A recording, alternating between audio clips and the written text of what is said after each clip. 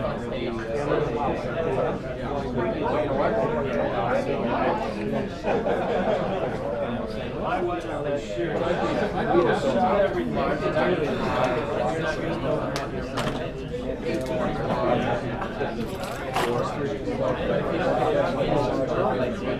right, everybody!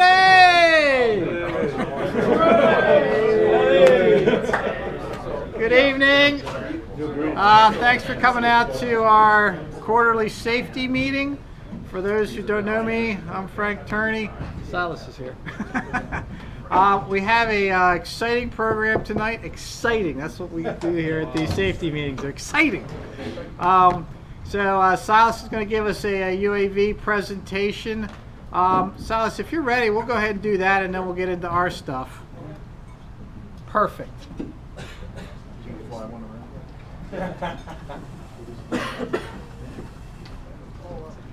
Oh God, UAVs.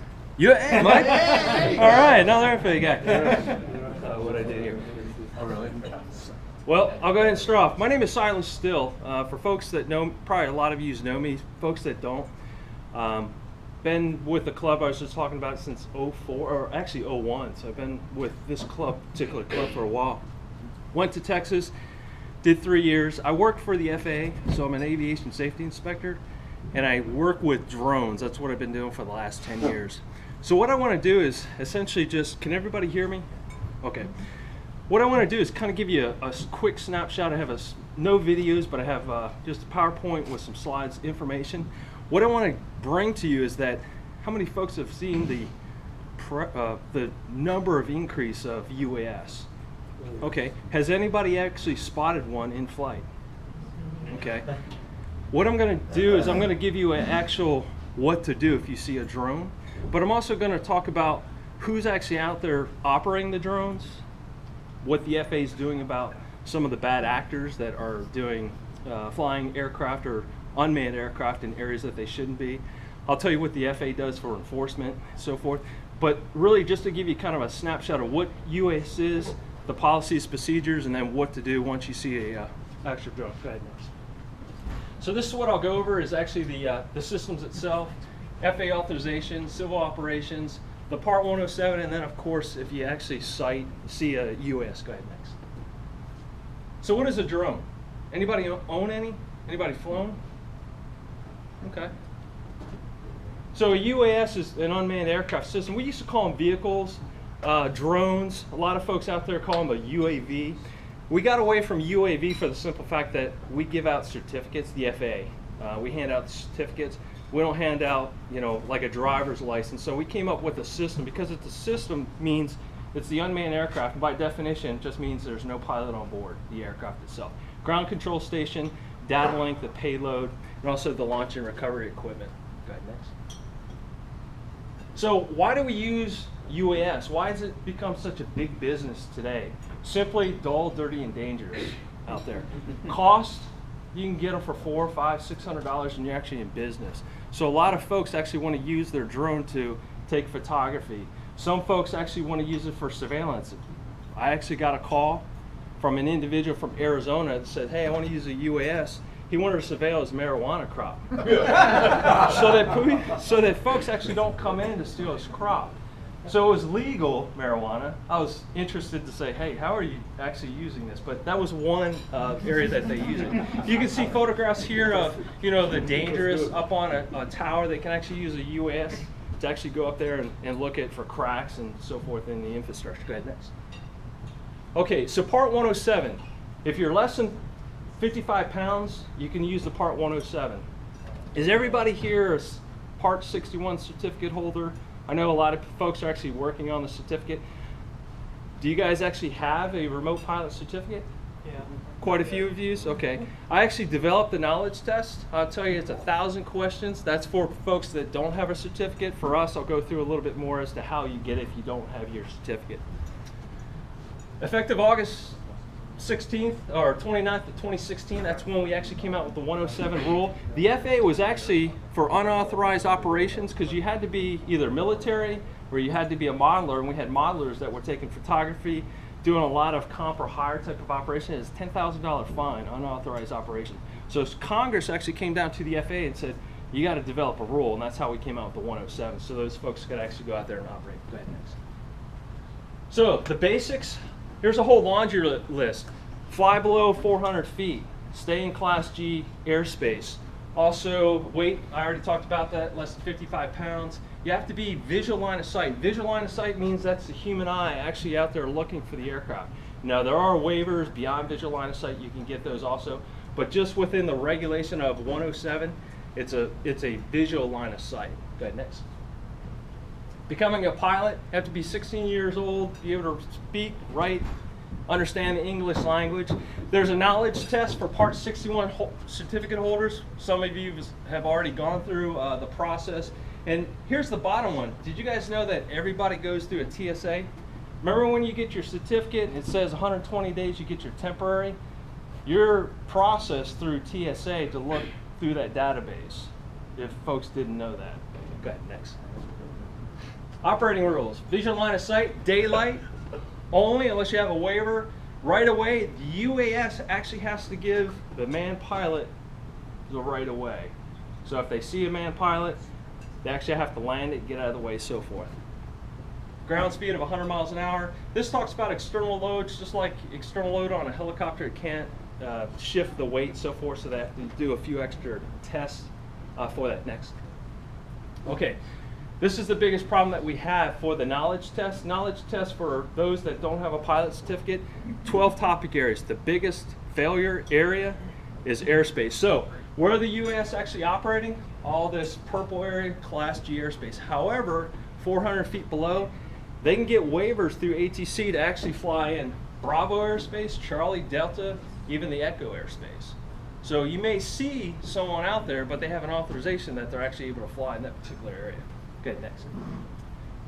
On the left, on your right side, that's what the certificate looks like. So it actually says UAS. We're looking at different color codes for these. However, we didn't want it to look like a manned pilot because we didn't want somebody to actually go into a flight school and say, hey, I'm a pilot, let me rent your Cessna, and the only thing they've actually operated is actually a UAS. These areas here, these 6, these are actually, I'm going to show you the 12 topic areas. If you're a Part 61 certificate holder, you only have to know about the blue areas. So airspace, we already got that one wired. We already been private, commercial, instrument, we already know about airspace. Go ahead, next. Communication, you also have to know about performance and maintenance. It's just different. We want to give you the differences of operating the drone in this case. Okay, next. Part 61 certificate holders. Current flight review. You go into you go into the FAST Team website. Everybody been on the FAST Team website? Okay. The course is actually ALC 451. You type that in, pulls it up. You go through the presentation, you answer the 30 to 35 question, it's graded to 100%. Once you have it, once you finish it, complete it to 100%. Now this is for the Part 61 certificate holders. You print it out and you're gonna upload it into IACRA. Once you get into IACRA, then you're basically going through the process to get your remote pilot certificate. Now you can go to the CFI, you can actually go to a DPE, you can actually go to the FSDO, to validate who you are within the IACRA so that it can then be sent to Oak City so that you can get your temporary through the email or through the IACRA that goes to your email, and then Oak City will actually send your UAS remote pilot certificate to your home. Okay, next. This website, faa.gov/UAS, that has the latest and greatest of all the policy for unmanned. It has modelers, it has civil, it has public use. A lot of information. Why did we put it on a website? Simple reason. Policy and procedures for UAS changes weekly, monthly. It changes so quickly. This is the easiest way for the FAA to keep track and keep up with the demand that we've got for the policy changes. So in the civil, you can look up things like Part 107 pilot certification, waivers, registration.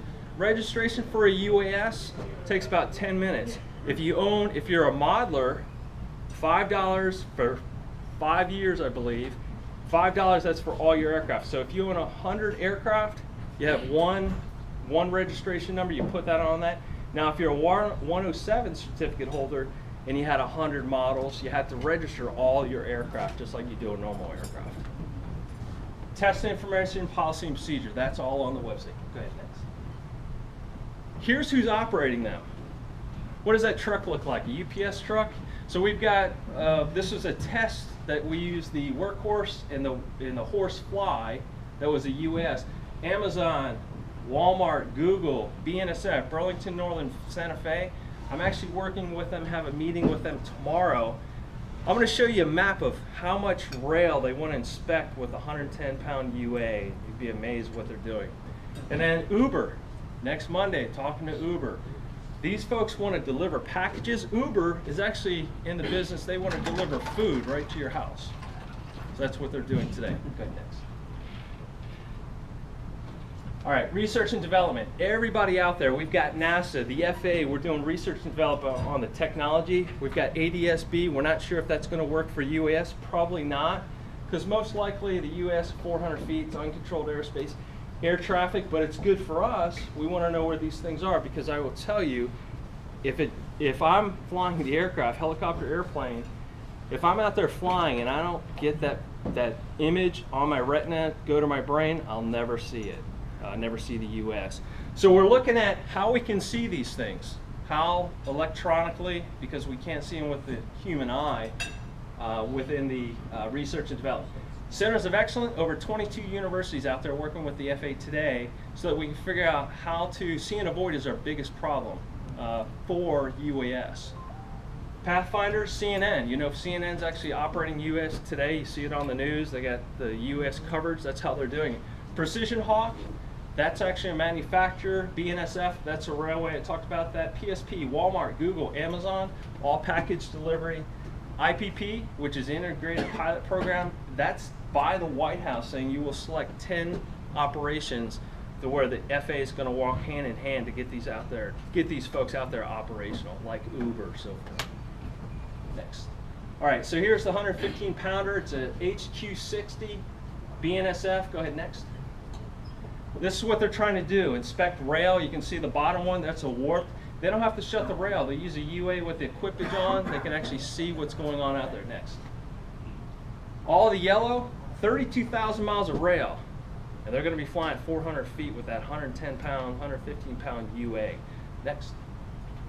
So what we've done, the FAA, we've actually looked at UA is actually on your charts. So you know where they're operating, what altitude, as well as how many folks have actually gotten your standard weather brief, and they tell you the notice. We got a US operator in this area. I like that because it's telling the man pilot, hey, where these things are operating. So you're not just arbitrarily flying into an area that may have a couple operators out there. Next, please. Okay, almost done here. So airspace waivers, this is just showing you the airspace waivers. Night operations, operating over people beyond visual line of sight. They can't see it. People want to go coast to coast with these things. Next. Here's where I wanted to show you the interesting facts.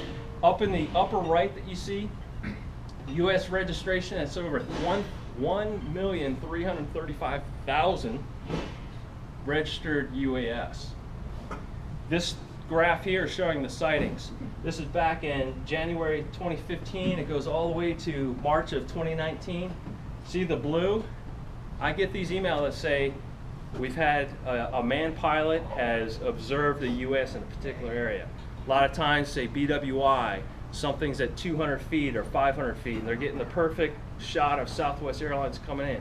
It's really bad stuff. And the FAA, we're looking at that information. This red trend is showing the statistically, the more UAS out there, the more we're going to have this.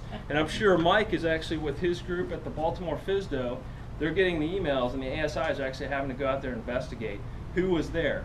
Next, please. Here's the most important part I want to tell you. If you see a UA, don't wait to get on the ground and call me at the office because I'm not there until Monday. What you want to do is you want to let air traffic control know.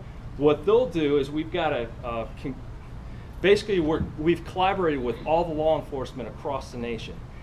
They already know what it is that they're looking for. So law enforcement will actually go out and look for the pilot. Once he gets it, he's going to do a report. He's going to send it to the FAA, and the FAA, we're going to start doing our investigation. So it's kind of parallel. So what you can tell ATC is what you saw, what altitude, what's the description of it. As I saw one that said it was about the size of a washer. So that was a pretty big, fairly large UA. Did you have to have a evasive maneuver? That's something else that we want to know. Or did you just see it, noticed it, let ATC? ATC is going to call law enforcement. Law enforcement is going to search the area. There's also city and state ordinances out there. So most of the parks and recreations, they say you can't fly a UA.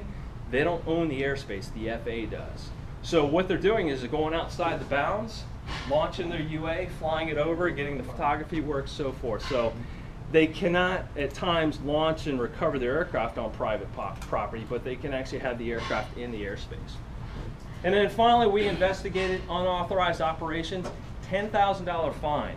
I've been involved in enforcement actions across the United States. $10,000 seems to be the minimum. Unregistered aircraft, up to $27,000. So the FAA, you're helping us because you're the eyes, ears, letting ATC know, let the FAA know that if you see something, say something, first thing you want to do is actually let ATC know. That basically will set the trigger off so we can do our job also. So this is everything that I talked about, kind of quick and dirty. Any questions?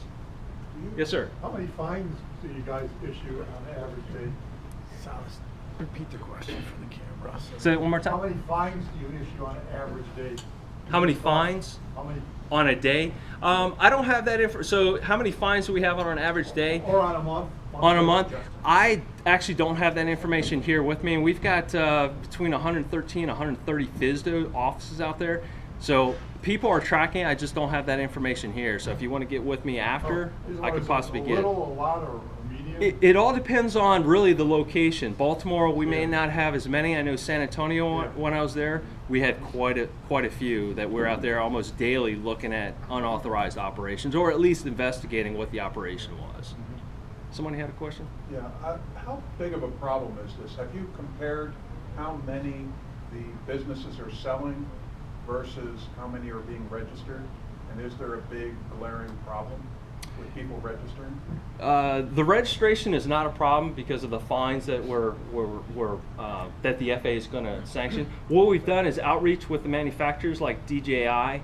And DJI, if you've actually bought a UA, you open the box, it actually has who to contact. Here's what to know about. Here's the contact information about getting the FAA website, that faa.gov/UAS. We try to help folks out, and the area that we're really concerned about is Christmas. People open the box, what do? Step out in the backyard. What's the first thing they want to do? See how high it can go. And where do we operate? Here in the SFRA Class Bravo airspace, so forth. Yes, sir. Yes, sir. Have you had any instances where you've had to close airports because of UASs in the vicinity? The closing of so if we had any closing of airspace because of UAS drones, not that I know firsthand within the United States. However, over in I believe it was Ireland or England, London, they actually shut down their airspace because they had so many drone operators. But I didn't know whether anything in the U.S. was. I haven't seen, I don't want to say that it hasn't happened, I just haven't seen any reports that say that it has happened at this point. Yes, sir. Class E comes down to what, 700 feet? It depends on where you are. It could be 1,200, it could be 700. 700 around certain areas, right? So someone could fly one of these things right next to a runway? How does that work? Yeah, so what happens is depending on and there's different authorizations. Public aircraft are usually operating under Part 91. You have a Part 107, and then you have modelers. So really for us to go out there and investigate, or for someone to know, we have to know what's their authorization. What are they operating under 91, are they under 107, or are they a modeler? So modelers, for example, they had the document or the language in the, I don't want to say it's regulatory because they just changed it, but they actually had to notify a manager, airport manager, prior to operating if they're within 5 miles. However, if you're a Part 107, if you're in Class G airspace below 400 feet, you don't have to talk to anybody. So there's a lot of folks that are up in arms that one side can do certain things, the other side can't. We're trying to mesh it up to where it's all the same so it makes it easy for everyone. So you have to specify what class you are when you buy one of these things? You have to know your class of airspace so that you know that you're below 400 feet. If you're in say the Bravo or you're in the Delta, of course that goes to the surface, you actually have to have an ATC airspace authorization to be able to do that. But if you live next to an airport, okay, you buy one of these things and you decide to fly right near the runway, you're good, as long as you're in Class G. Depends on your certification. Certification. Yeah. Right, and there's things that we're looking at to where, geofencing that prevents aircraft from going into that particular area. Yes, sir, Mike. We were just having a big discussion about that at the FISDO today when we realized that some of the heavy-duty noise complainers, technically, under the exact current rules, and it's being worked on to fix this, could decide, okay, well, we're going to just fly 400 feet off the end of the runway, or just under 400 feet off the end of the runway, so that these people don't fly over our houses. Nice. Excellent. Yes, sir. So, what is the FAA planning on drawing a line between the passenger carrying, like taxi drones that are being proposed right now? Yeah, right now everything is small, unmanned, unless you're public use, which is the military. They're not really carrying the passengers, if you will, but Right. I would say that's probably a decade away. It could be shorter, 5 years, but yeah, so we're not there yet. I tell you what, folks, I'll go ahead and I'll stop. If folks have questions, I'll stay afterwards so we can move on with the safety meeting itself. But I'll stay back, so if there's any more questions about UAS, I'd be more than happy to answer those for you. Thanks, Tom. Sure. Thank you, sir.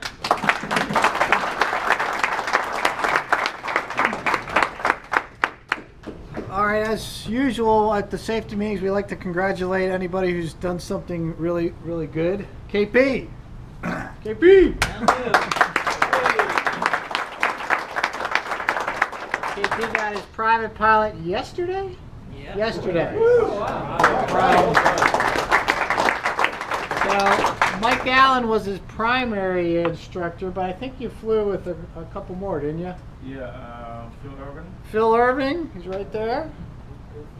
So Phil, Mike, and Vicky. I know he flew with a couple. Good job, KP. Takes a village. Takes a village to make a private pilot. Eric, I can't remember if we thanked you at the last one or not. I wasn't here for the last one. Okay, Eric wasn't here. Eric got his private pilot. Silas was his instructor. Larry Neff, who I don't think is here, I soloed Larry about 2 weeks ago. Any instructors that were, anybody I'm missing? Does anybody know? I don't think so, but I just like to check. Okay. What do we got next? Recent issues. Thankfully, we have not had any recent serious issues. The most recent one is I don't know how many people fly the 150. Oh my God.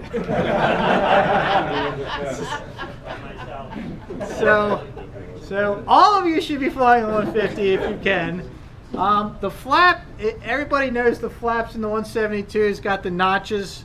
The 150 is a little different. The 150 has just one little control. When you push it down, the flap comes down. The flap indicator's up here on the It's a dial. it comes down there and comes down and tells you. And then when you stop, there's a spring that just automatically stops it where you stop it. So like Larry Neff, who sold in the 150, he actually has the countdown. So he knows if he pushes it down, he goes 1001, 1002, 1003, he's at 10 degrees. Well, Larry was flying it and the spring had broken. So he pushed it down, 1001, 1002, 1003, should be at 10 degrees. It just kept going. It went to 40, and then he realized, wait a minute. So, fortunately, it still worked. He could get the flaps back up and do that, but it did throw him for a loop. That's the only current issue that we had in terms of really safety. We haven't had any, knock on wood, we haven't had any accidents. We haven't bent any metal. Keep up the good work. We have enough maintenance issues without doing anything damaging to the aircraft. Okay, what do we got next? So this one's grounded the aircraft, though, right? This is grounded right now. It's grounded. We need to have the flap switch probably replaced. I don't think it's fixable. The other thing we're doing is we're probably The seatbelt bushings are being replaced, but we actually have them. We'll have them swapped out, but I think it'll be grounded until Dave Hopkins takes a look at the switch and sees. It's actually flyable. It's just you got to turn it back off, but I don't want anybody flying it right now. It's not working right. Yeah, it's not working right now. Yeah, it's not. So it's not really. there's a big grounded sign in the window, and she's grounded on FSP. Club updates. Overall, we're doing well. Financially, we're doing well. We've spent a considerable amount of money on the ADSB upgrades. We'll get into that in a minute. So keep flying. Be gentle on the aircraft. You know, the 172s get the bulk of the flying, and they're not young 172s. Question already. You mentioned the upgrades. I noticed in 172s there's been a dual USB port. Yes. I'm going to describe what that's for. Yeah, I'll get that in there. We have a whole slide on the upgrades, and we'll go through that. So as everybody knows, Sue and I are volunteers. If we get a text or whatever at 6 o'clock on a Saturday morning when you're flying at 7, I'm probably still asleep. Sue may be up, but I'm still sleeping. We don't mind that because we're not there Monday through Friday full time. But try not to get angry with us if you don't get a response real quick. Ideally, if you're going to fly on the weekend, or actually if you're going to fly anytime, check your currency just to make sure everything looks good.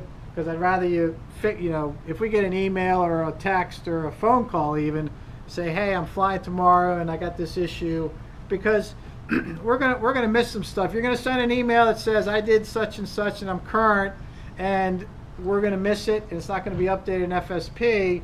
And when you go to check it out, it's not gonna let you. So just try to stay on your own currency. It would really help us a lot.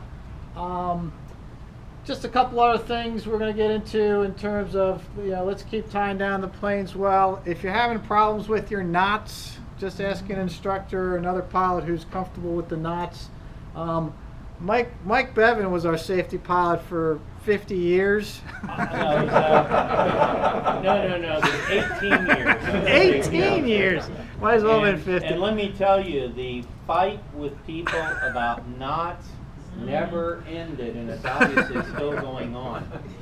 If you do not know what a midshipman hitch, or as some people call it, is, if you don't know the correct knot, and it's specific, and it is not a proper nautical knot, it's a weird knot, get together with an instructor and learn how to tie an airplane down, please. Mike has said if you don't do your knots right, there will be an enforcement action filed against all of you. And just watch out. As everybody should know, if you look at the line, we have all the Cessnas facing west and the Pipers facing east. It seems that most of the time when we have the bad winds and the bad storms are coming from the west. The Cessnas tend to do better facing the wind, so we have them doing that. So we changed the way they lined up. The Pipers do better in the wind, and we also have some new tie downs that we will try to get in, which is the knot. Mike, to fix the knot problem, we're going to the ratchet, just to ratchet them down. We did that once. Yeah. We still have one of them that's ratcheted. We're adding 2 more. And check the doors, check around. As you're walking back, if you flew the one at the end of the line, as you walk back, take a look at the other ones if there's a door ajar. Bob? Ladders. Good idea. The club requirement is to use a ladder to fuel the Cessnas. And pre-flight. You have to use the ladders pre-flight and to fuel. You do not need to use the ladders for the Pipers. That's okay. Unless you're very short. Bob has pointed out, rightfully so, that we've had problems in the past where pilots have not used the ladders. You're up there, you got the dipstick, I don't know what you're doing, and you lose your balance and you're running into the windshield. Well, that doesn't, we've had to replace windshields prematurely because of that. And they're crazing the windshield as well. So The only time you don't use the ladder is if you're somewhere and you have to get fuel and there's not a ladder within 10 miles of your location. Yes, please put fuel in it. But other than that, another thing, tack and hobs. Just make sure you're paying attention when you put it in there. If the hobs is 1.3 and the tack is 973, there's a disparity somewhere that you need to take a look. It's usually just the decimal point was taken off. The problem for us is that when that happens is it grounds the plane. So FSP says, wait a minute, it's 900 hours over inspection and it ain't flying anymore, and we need to fix that so the pilots who's coming in can fly that airplane. And keep in mind, you might be paying too much. Yep. All right, plane status and upgrades. We're going to go through each plane, but before we do that, all planes have the ADSB upgrade except the 150 because it's the poor stepchild that doesn't get any love from this club. We're working on either probably going to do a video on how you can link your pad to the Garmin 345 because it has the ADSB in and out. So it'll give you the weather and it'll give you traffic. It's basically a Bluetooth link to your tablet or your phone if you want to use the phone. We are going to get the 150 upgraded because we have to by January 1. I think we're going to put a 430 in it with the GTX 345, and then it'll be IFR certified as well. So then you all can go fly the 150. All the planes have the USB charging that was pointed out, except for the 150, of course. So that's in there. When we did the ADSB upgrade, we had them install that as well. So if you're using a tablet or using your Stratus or something else and you need juice, you can use your USB plug-in. So the Aero, the HSI has gone kaput. It's a mechanical HSI. We have made the decision to upgrade to a Garmin G5 on both the HSI and the attitude indicator. Whoa. So we're going to do both of those. We're actually hoping to get it down there this Friday or Saturday to start working on that, which will be nice.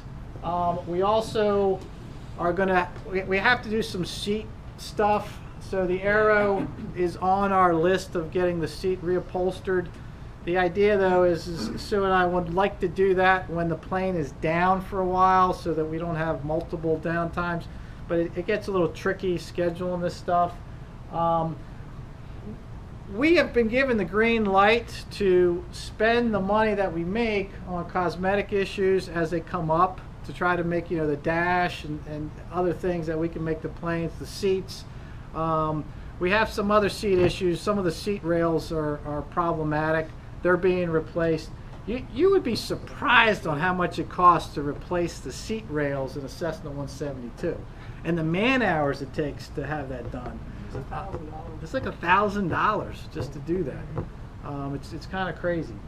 So what do we got next there, Sue?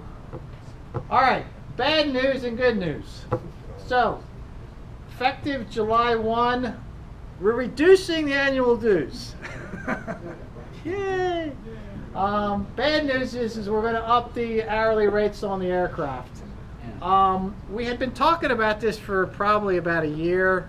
About one of the factors was the ADSB upgrades was not cheap. So we had a lot of costs that we did. We're trying to get the planes in better condition. So the other thing that we're heading towards is obviously our sister club at Leonapolis, NAFC. They have a fleet of aircraft. We're getting to the point where we're going to try to have kind of the same rate structure at both activities, and eventually, not even eventually, right now if you wanted to, you could be checked out down there to fly their aircraft and they could come up here. And we have people who are NAFC coming up to fly our aircraft. So the good thing about it is it does expand our availability of aircraft because they have a twin down there. They have it. They have a second twin on its way. What's the second one gonna be? I think it's a Geronimo as well. It's another Geronimo. Yeah. So I think it should be. I think it'll be there this week. Their second one. So we're going to $300 per year. That's flat. There's no. If you pay $300, you get months free. It's just $300 a year, or you can continue on the $25 a month payment. 780 Fox Mike is going up to $160. The 172s in the Warrior will be at $130. And the Cessna 150, which apparently only 2 of us fly, is going to be at $95. My sons fly that, so they're going to be paying more money. So, it was inevitable coming. I don't think we had a rate increase probably for 18 months or 2 years now. We're still, what we did though is we actually looked at everyone else in the area on what they're charging, and we're still very competitive. We're still the cheapest place out there in terms of the hourly rate wet for 172. And actually we're cheap on the Aero as well, and on the Cessnas. I mean, the idea is we're not in here to make money. I mean, we need to make some money to pay for some of the improvements, but we're not, which the good thing about is we don't have this idea that we have to make a profit, a big profit. So we can try to keep these costs down. Our dues are due July 1st again then? So anybody who's on the yearly wants to stay on the yearly, we're just going to convert you to the 300. We'll decrease you to the 300 for the upcoming thing. If you were, everybody's on yearly has their anniversary date. Basically, if you already paid for the year, you're good till the next next So we paid cycle. last year when we were reorganizing the club as the incorporated club. When's our dues due? It'll be July 1. If you were at the beginning, it'll be all from July 1. So July 1, if you were there when we switched over, you're going to get hit with a $300 bill on your card. Yes, sir, Drew. Yeah, the reason I'm asking is I'm being transferred in about 4 months, so do I have to tell you to switch to the monthly? Yes. Yes. Send me an email. Yes. Yeah, if you're yearly and you want to go monthly, let us know, because we have to change you. If you're already monthly, we will automatically change you to the $25. You don't have to do anything. We'll just go ahead. Everybody who's on the monthly, we're going to switch to 25. Everybody who's on the yearly will switch to 300. If there's anything different you want to do, you got to let us know, or we're not going to know. And actually, that brings up a point, Drew. I'm glad you mentioned it. If you have a credit card in the system that for your dues, it's automatic. Make sure it's current, because I didn't know this, but if it tries to take it and it's beyond its expiration date, it'll automatically ground you. We just had this happen this weekend. The client, it just shut him down. And it was Brian. Not his fault. Not his fault. It's just he didn't. It was my fault. I had the expiration date wrong. Okay. So it was Brian's fault. And he's the one that texted me too.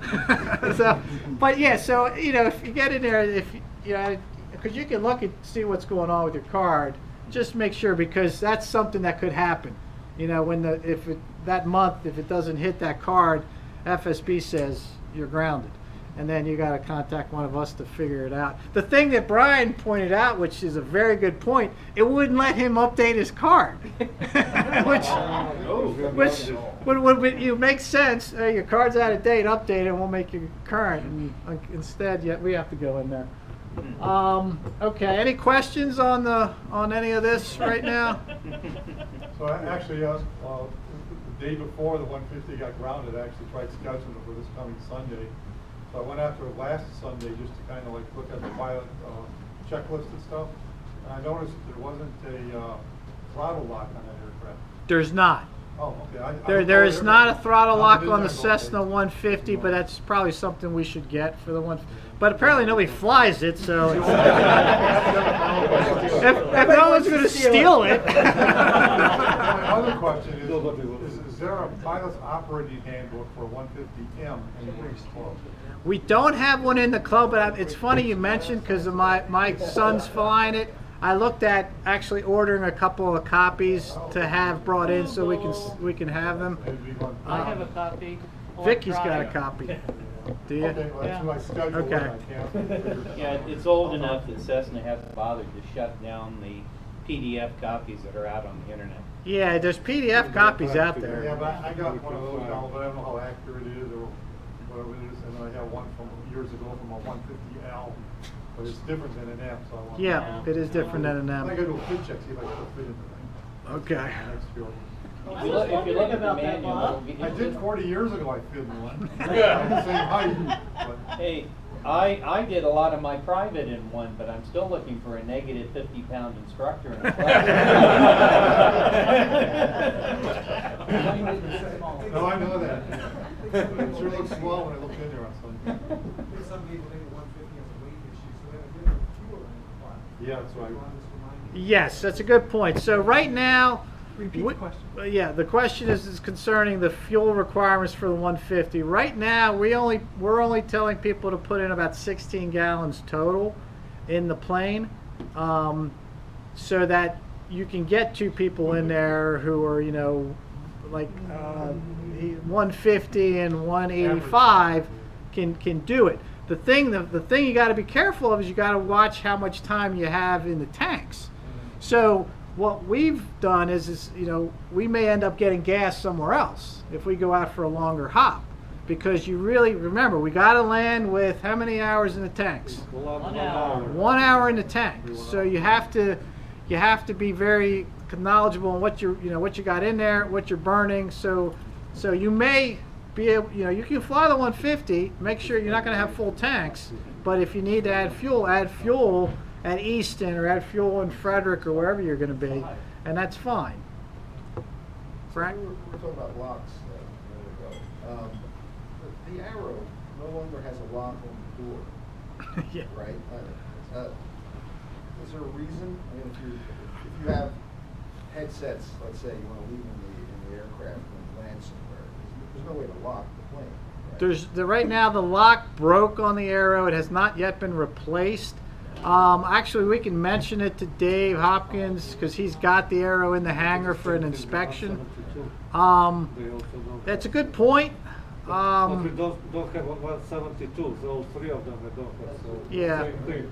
That's true. I mean, honestly, our biggest concern isn't your stuff getting stolen. It's more the plane getting stolen than anything Well, else. the avionics, like John just thought. That's true. Who's gonna steal 430 at this point in time? About your ADSB transponder. We do have ADSB transponders. So yeah, we'll talk to Dave about see if we can get a lock in the Arrow. Honestly, I'm not so sure why it hadn't been addressed before. I think it was sort of on the low priority. Does for security reasons, are you supposed to have it at Tipton? It might be a requirement. No, it's not. Not at Tipton. I mean, the biggest control is the control of the keys It is a requirement in New Jersey, though. You Yeah. have to have 2 locks. in the aircraft. Yeah. So, Most places in New Jersey are changed to all right, Sue's gonna take over. She's got some pictures to go over. I've just got some housekeeping. This is the recycle for bottles, cans, paper. Just keep it out of the trash so we don't have as much trash going out. This is what I came into on Monday. Now, granted, I've been gone for 10 days. But, you know, I've asked that the chairs be pushed back in, a pillow on the table, magazines on the table. If you're the last one out, even if you didn't make the mess, if you just kind of straighten it up, because we have new people come in. Pardon me?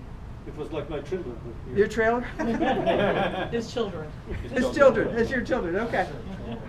So, you know, just help us out with that. Okay, that's it. So this is just this is an old. We haven't really changed anything. The only thing actually that you will see up here is Phil Seibel retired from the club as assistant flight chief. So right now Phil Irving is our only assistant chief, and Bob's still our chief pilot. Tim Woods is helping with operations. Yeah, Tim Woods is now going to be helping Ron Roth with the advanced reservations and operations.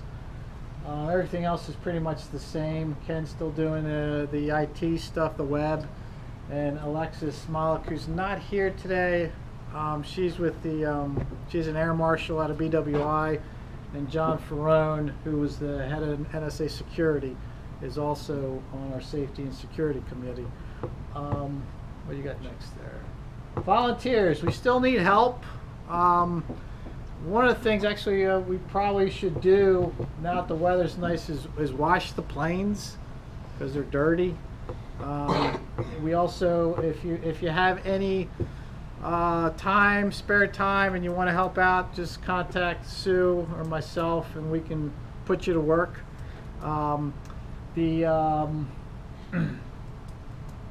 Because we do, I mean, there's a fair number of stuff to do. Phil Seibel actually was also helping with the maintenance, coordinating with the mechanic, which was really good.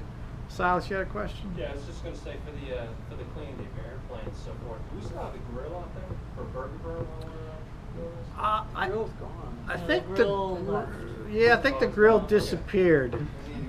We can get another grill. That's another idea is to maybe restart our hot dog Fridays or whatever we were doing, and possibly doing that. I mean, the more social we are, I think the better.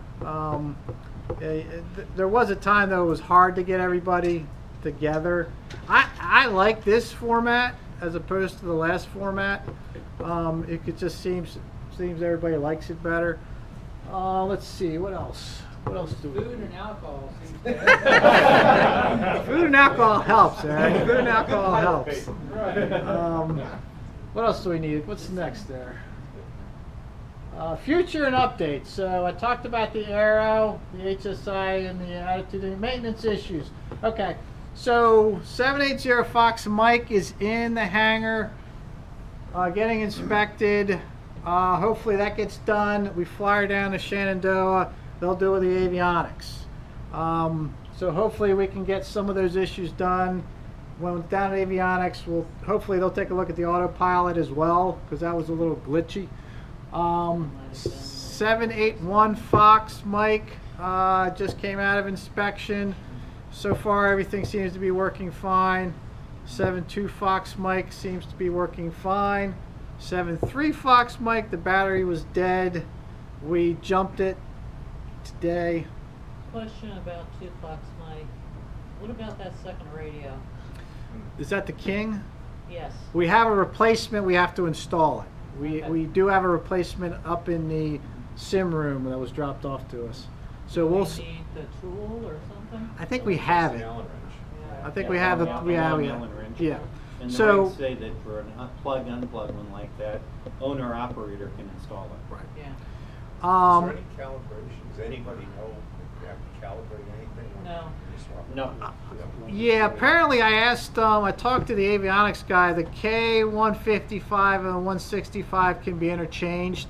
The K65 gives you a little more information than the 155. I think it gives you a radial that the one, On the screen. Yeah. yes, Yeah. which the other one doesn't, but you can interchange them.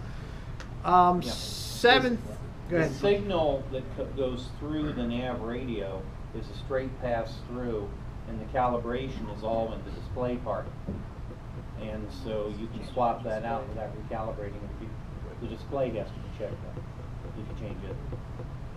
7.3 Fox Mike, the battery was dead. We started it today before we came here. We got it started with the jump. Hopefully Vicky's going to fly tomorrow, and knock on wood, we won't have any problems. We do have an issue with 7.3 Fox Mike. The Garmin 430, the radio transmits Eric Bloom flew it, and it worked Saturday and Sunday fine, and it worked for Vicky. So be aware that it may go out. If it goes out on it, everything else worked. It just didn't transmit your calls. Go to radio 2 and do that. So we're going to sort of keep our eye on that and see what's going on. If it continues, we'll swap the Garmin's from another plane and see if it still happens. If it does, we'll see. Trying to figure out if it's the unit or something else. There's also another plane, I think it might be 2 Fox Mike, where the VOR functioning of it has died. Okay. So Vicky brings up a good point in terms of please look at the squawks. before you fly the planes, because they all have squawks on them. And some of them are kind of important. You know, it'd be nice to know that the number one radio may not work all the time, so that if you run into it, you do that. We get a lot of, we'll get a squawk, which is the identical squawk that was already squawked right before it. So we'll have two of them, which to me says, maybe you didn't look at the squawk sheet before you flew this plane. So do that, because we do have a lot of gremlins here and there, and we want to, you know, pay attention to them. You know, most of them are non-grounding squawks, but they're still something you want to pay attention to. We're still looking to go to electric preheat in the winter, so we can avoid these propane blow dryers. We're going to put a presentation to the airport to allow us to run electric, and then we'd have to install the electric systems in the engine so we can plug them in. That would make life a lot easier for it, because everybody hates the preheaters. Yeah, they use those over in Annapolis, and they are great. Yes, they do use them over in Annapolis, and I found out the hard way today. I went to play with the preheater, and I wasn't paying attention, and opened the lid to see if it was turned on the blower, and I blew the hornets into my face. Fortunately, none of them stung me. But you ran faster, huh? yeah, it was very exciting. We're still planning on putting cameras in the office and on the flight line. A, just to have an extra level of security. B, it'd be nice for us to be able to log in and see who's, you know, what plane's on the line, especially for maintenance, because sometimes we'll say, you know, Dave is going to take in a plane. If we can log in and see that the arrow is no longer on the line, we know he's got it in the hangar and he's started working on it, which helps us. Plus, it just gives us that extra. And if we have the cameras in the office, we can find out who was using the pillow to sleep on the table and tell them to put the pillow away after they're done. All right, what's next there, Sue? All right, here's our next assignment for this quarter. This is a new thunderstorm AOPA course, which actually is pretty good. I took it the other day. I like it because, you know, we got ADS-B now in the planes. You can see, you know, you can get some radar. You can see that, and it talks about the strategic use of this data, as opposed to, hey, I'm going to fly up here and I can scoot through here or scoot through there. It's a good way to die trying to do that. Scooting equals death.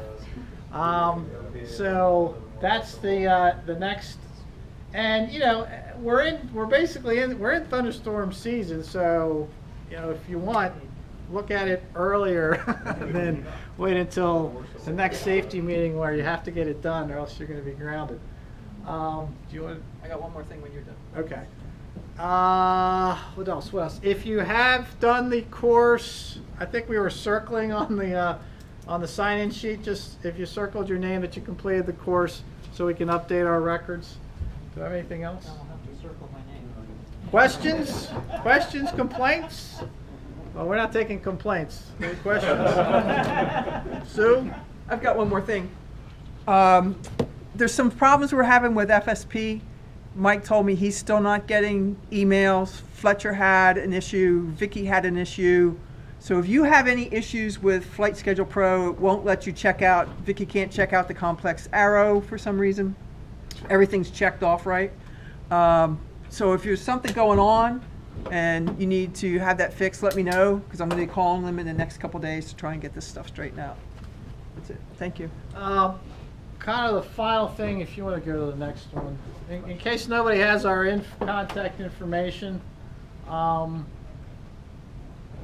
hit escape. So here's our upcoming safety meetings for September and December. So if you want to get that on your calendars.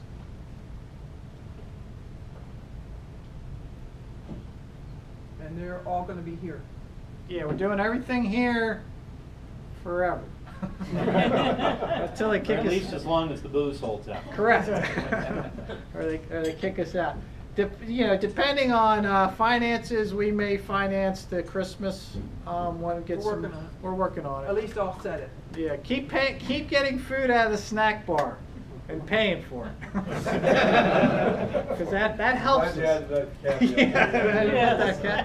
I think the next one, Sue, is our contact information. Here's Sue is the FMA front desk at Gmail is the best way to get Sue. That's my cell and my email. Either's fine with me, to be honest with you.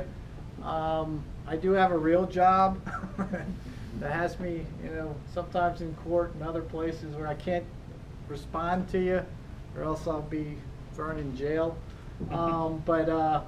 Get in contact with us if you need us. Keep us up to date. One thing, if anybody, Silas did a great job tonight.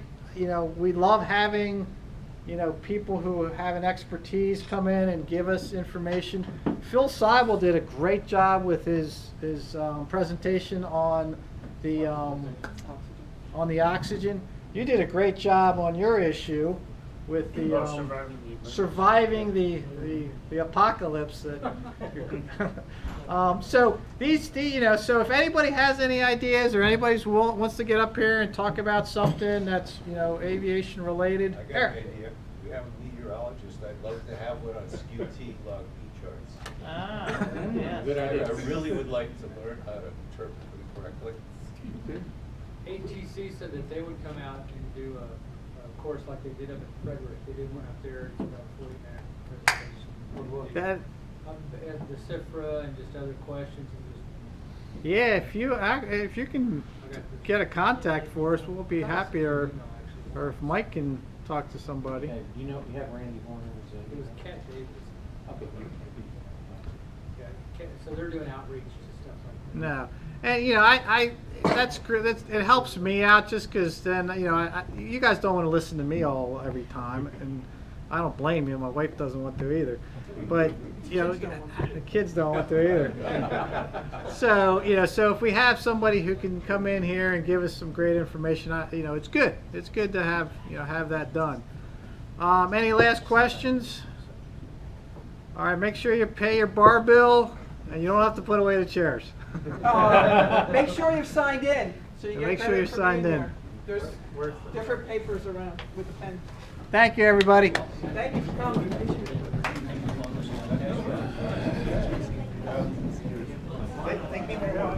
What's up, boys? Proud of you.